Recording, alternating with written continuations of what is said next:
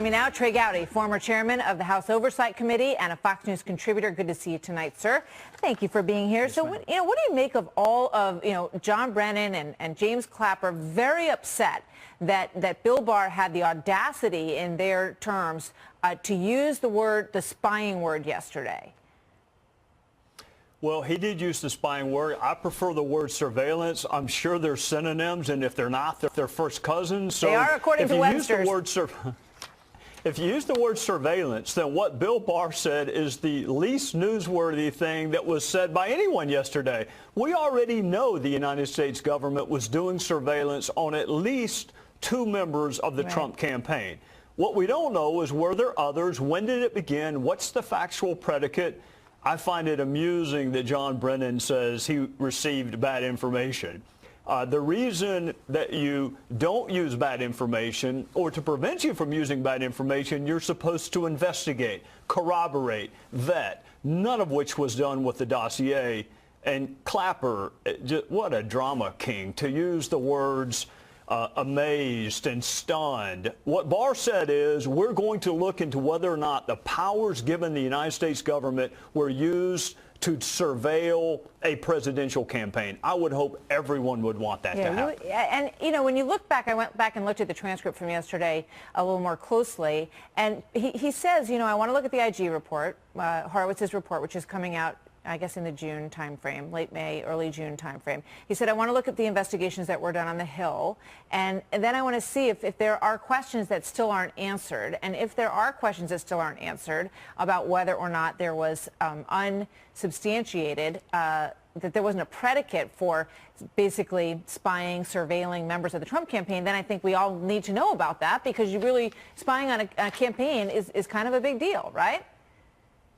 Spying on any American is a big deal. Doing surveillance, which is why you have to go through certain evidentiary checkpoints before you can surveil an American or intercept communications or wiretap, or even in some states, even have a consensual conversation if you're a law enforcement officer wearing a wire, which also happened in this case. I am really, to use Clapper's word, stunned that anyone would not want to know what was the factual predicate for the United States government to monitor the conversations and activities of 2 campaign officials, regardless of whether they were working for a Republican or a Democrat. I would think all Americans would want to know, how are you using these awesome powers that we entrust you with? I want to play some of the reaction to Bill Barr, who, prior to yesterday, had a reputation that was fairly even across Republicans and Democrats in terms of how they looked at him and his career. It seems to have changed, on a dime. And here's some of that reaction on the Hill.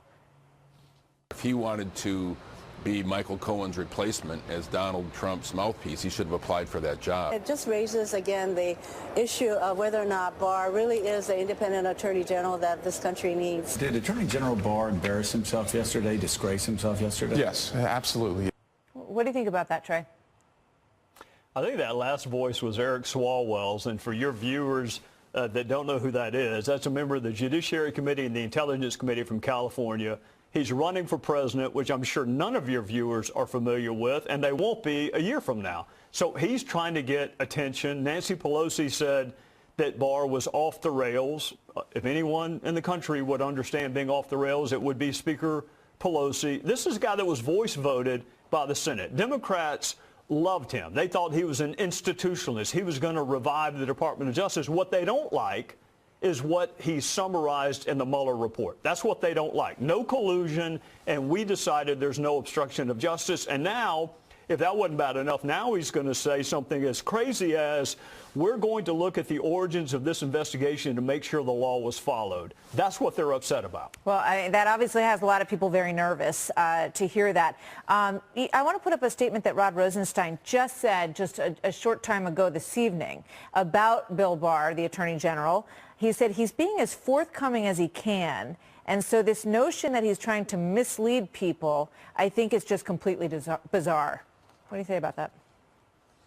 Martha, I'm in a really small minority. I think Bill Barr is being more forthcoming than he should be. I don't think the Department of Justice should publish derogatory information on someone who has not been charged. So you get Schiff and others talking about beyond a reasonable doubt. That's what you have to convict.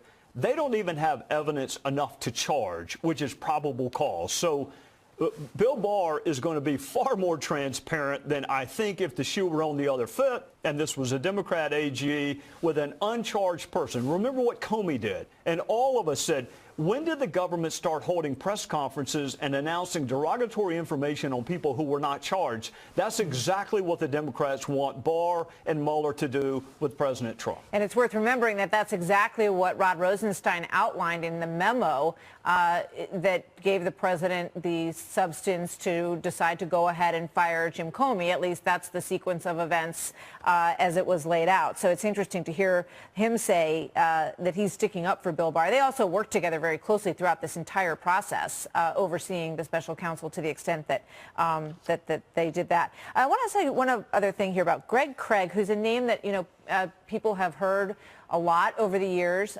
He was in the Obama administration, a lawyer. He now has a similar problem, it sounds like to me, and you can tell me what his legal situation is, kind of like what Mike Flynn went through in terms of not registering as a federal agent and doing work for the Ukraine. How much trouble do you think that Greg Craig, this former Obama official, may be in?